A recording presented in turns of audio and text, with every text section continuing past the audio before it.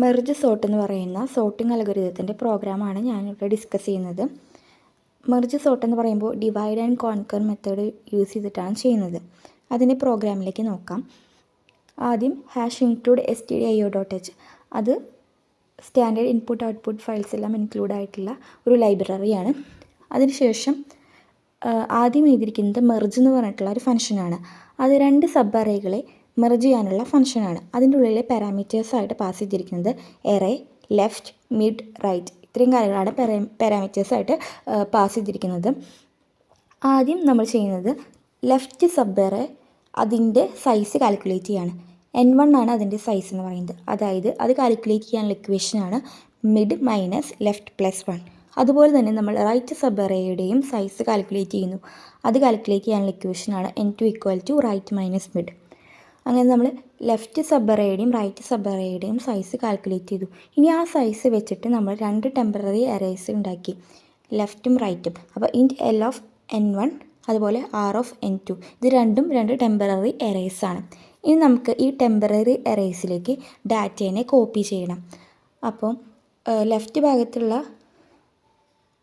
Elements left sub എറേക്കും right ഭാഗത്തുള്ള elements right sub എറേക്കുമാണ് നമ്മൾ copy ചെയ്യുന്നത്. അപ്പോൾ അതിന് വേണ്ടിയിട്ട് i=0 മുതൽ i<n1 എന്ന് പറയുന്നത് ലെഫ്റ്റ് സബ് എറേയുടെ സൈസാണ്. അതാവുന്നത് വരെ ലെഫ്റ്റ് സബ് എറേയിലേക്ക് എലമെൻറ്റ്സിനെ കോപ്പി ചെയ്തു. അതുപോലെ തന്നെ റൈറ്റ് സബ് എറേയിലേക്കും നമ്മൾ പുതിയതായിട്ട് ഉണ്ടാക്കിയ ടെമ്പററി എറേയിലേക്ക് റൈറ്റ് സബ് എറേയിലത്തെ എലമെൻറ്റ്സിനെല്ലാം കോപ്പി ചെയ്തു. ഇനി നമ്മൾ 3 വാല്യൂസ് നമ്മൾ ഇനീഷ്യലൈസ് ചെയ്യുന്നുണ്ട്. അത് ഏതൊക്കെയാണെന്ന് വെച്ചെങ്കിൽ i, j, k. അതായത് ഐയുടെ വാല്യൂ 0, ജെയുടെ വാല്യൂ 0, കെയുടെ വാല്യൂ ലെഫ്റ്റ്. ഇതിങ്ങനെ ഇനീഷ്യൽ ഇൻഡെക്സസ് ആണ്. അത് നമ്മൾ ഇനീഷ്യലൈസ് ചെയ്തു. അതിനുശേഷം നമുക്ക് ഈ ടെമ്പററി എറേസ് ഇപ്പോൾ ലെഫ്റ്റിലൊരു ടെമ്പററി എറയുണ്ട്, റൈറ്റിലൊരു ടെമ്പററി എറയുണ്ട്. റൈറ്റ് എന്ന് പറഞ്ഞിട്ടൊരു ടെമ്പററി എറയുണ്ട്. അപ്പോൾ ഈ ടെമ്പററി എറയിൽ നിന്ന് നമുക്ക് എലമെൻറ്റ്സിനെ വീണ്ടും നമ്മുടെ ഒറിജിനൽ എറയിലേക്ക് നമുക്ക് കോപ്പി ചെയ്യണം. അപ്പോൾ അതിന് വേണ്ടിയിട്ട് ഒരു വൈൽ ലൂപ്പാണ്.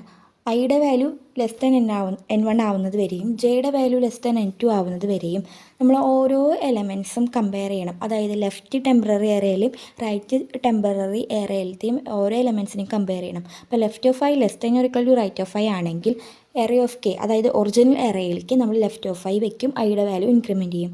അല്ലെങ്കിൽ റൈറ്റ് ഓഫ് j വെക്കും, ജെയുടെ വാല്യൂ ഇൻക്രിമെൻറ്റ് ചെയ്യും. അതിനുശേഷം k++ അതായത് ഒറിജിനൽ എറയിലത്തെ വാല്യൂ ഇൻക്രിമെൻറ്റ് ചെയ്യും. അതിനുശേഷം നമുക്ക് 2 ടെമ്പററി എറയിലത്തെയും എലമെൻറ്റ്സിനെ കമ്പയർ ചെയ്തിട്ട് നമ്മൾ ഒറിജിനൽ എറയിലേക്ക് എലമെൻറ്റ്സിനെ വെച്ചു. ഇനി എന്തെങ്കിലും റിമൈനിങ് എലമെൻറ്റ്സ് ഉണ്ടെങ്കിൽ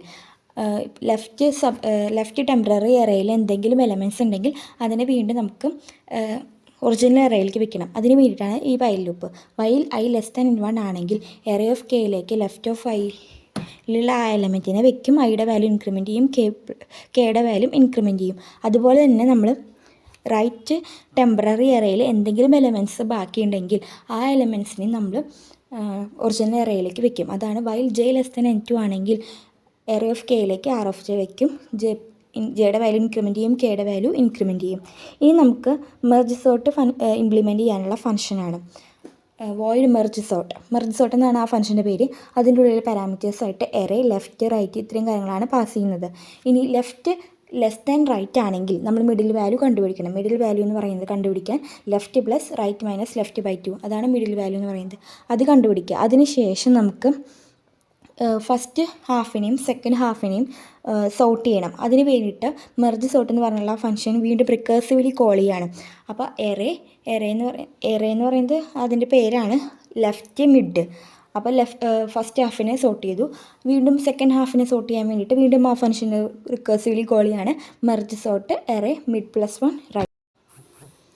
അങ്ങനെ 2 ഹാഫും നമ്മൾ സോർട്ട് ചെയ്തു. അതിന് ശേഷം നമുക്ക് ഈ സോർട്ട് ചെയ്തിട്ടുള്ള ഈ ഹാഫുകളെ 2 ഹാഫുകൾ ഉണ്ടാവും. അതിനെ നമുക്ക് വീണ്ടും മെർജ് ചെയ്യണം. അപ്പോൾ അതിന് വേണ്ടിയിട്ട് മെർജ് എന്ന് പറഞ്ഞിട്ടുള്ള ഫംഗ്ഷൻ നമ്മൾ ഓൾറെഡി എഴുതിയിട്ടുള്ള ഫംഗ്ഷനെ കോൾ ചെയ്തും അതിലെ parameters array, left, mid, right ഇതൊക്കെയാണ്. ഇനി നമുക്ക് മെർജ് ചെയ്താൽ മാത്രം പോരല്ലോ, മെർജ് ചെയ്ത് സോർട്ട് ചെയ്തൊക്കെ കഴിഞ്ഞു. ഇനി നമുക്ക് അതിനെന്ത് ചെയ്യണം, പ്രിൻറ്റ് ചെയ്യിപ്പിക്കണം. അതിനുള്ള ഫംഗ്ഷനാണ് വോയിഡ് പ്രിൻ്റ് എറേ എന്ന് പറഞ്ഞിട്ടുള്ള ഈ ഫംഗ്ഷൻ. അതിൻ്റെ ഉള്ളിൽ എറേയും എന്നും ആണ് പാരാമീറ്റേഴ്സായിട്ട് പാസ് ചെയ്തത്. ഐയുടെ വാല്യൂ 0 മുതൽ i ലെസ് ദാൻ n ആവുന്നത് വരെ എന്താ പറയുക സോർട്ട് ചെയ്തിട്ടുള്ള എറേനെ നമുക്ക് പ്രിൻറ്റ് ചെയ്യിപ്പിക്കാൻ വേണ്ടിയിട്ടാണ് ഈ പ്രിൻ്റ് എഫ് സ്റ്റേറ്റ്മെൻറ്റ് യൂസ് ചെയ്തിരിക്കുന്നത്. ഈ മെയിൻ ഫംഗ്ഷനുള്ളിലേക്ക് വരികയാണെങ്കിൽ ആദ്യം n ഡിക്ലെയർ ചെയ്തിട്ടുണ്ട്.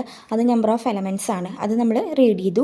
അതിനുശേഷം ഒരു എറേ ഡിക്ലെയർ ചെയ്തിട്ടുണ്ട് സൈസ് n ഉള്ളത്. അതിൽ ഓരോ എലമെൻറ്റ്സിനെയും നമ്മൾ ഫോർ ലൂപ്പ് വെച്ചിട്ട് സ്കാൻഎഫ് വെച്ചിട്ട് റീഡ് ചെയ്തു. അതിനുശേഷം നമ്മൾ മെർജ് സോർട്ട് പെർഫോം ചെയ്യണം. അതിന് വേണ്ടിയിട്ട് നമ്മൾ മെർജ് സോർട്ടിൻ്റെ ഫംഗ്ഷൻ ഓൾറെഡി എഴുതി വെച്ചിട്ടുണ്ട്. ആ ഫംഗ്ഷനെ കോൾ ചെയ്തു. അതിൽ പാരാമീറ്റേഴ്സായിട്ട് എറേ 0 n-1 അതൊക്കെ പാസ് ചെയ്തു. ഇനി നമുക്ക് സോർട്ടഡ് എറേ പ്രിൻറ്റ് ചെയ്യിപ്പിക്കണം. അപ്പോൾ പ്രിൻ്റ് ഓഫ് സോർട്ടഡ് എറേ, നമ്മൾ സോർട്ടഡ് എറേ പ്രിൻറ്റ് ചെയ്യിപ്പിക്കാൻ വേണ്ടിയിട്ട് ആ പ്രിൻ്റ് എറേ എന്ന് പറഞ്ഞിട്ടുള്ള ഫംഗ്ഷൻ എഴുതിയിട്ടുണ്ട് മുകളിൽ. അതിനെയും കോൾ ചെയ്തു. അങ്ങനെ റിട്ടേൺ 0 സക്സസ്ഫുൾ പ്രോഗ്രാം അതിനെയാണ് ഇൻഡിക്കേറ്റ് ചെയ്യുന്നത്. അപ്പോൾ ഇതാണ് മെർജ് സോർട്ടിൻ്റെ പ്രോഗ്രാമിൻ്റെ എക്സ്പ്ലനേഷൻ എന്ന് പറയുന്നത്.